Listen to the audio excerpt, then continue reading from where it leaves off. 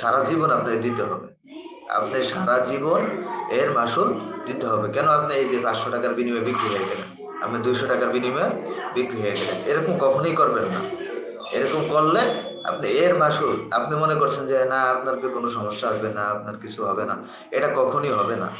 আপনার একদিন না একদিন আপনার কাছ থেকে এই শোধ নেওয়া হবে। আপনি যে 500 টাকা তার খাইছেন, সে নির্বাচিত হওয়ার পরে আপনাকে কিন্তু টার্গেটে রাখবে, যেহেতু আমার থেকে 500 টাকা নিচ্ছে, নিয়ে ভোট দিচ্ছে, তাহলে আমি তার আর কিছু করবো না। তখন তারা খেয়ে ফেলবো। তখন আমরা জানতে পেরে যায় আমার জন্য তো সরকারি সাহায্য আসছে, আপনি আমাকে দিলেন না, আপনাকে একটু 500 টাকা দিচ্ছি, আপনাকে ভোট দিয়ে টিয়া দিয়ে কিনছি, আমরা যে নির্বাচনে টাকা খরচ করছি এই টাকা আমি কোথা থেকে উঠাবো?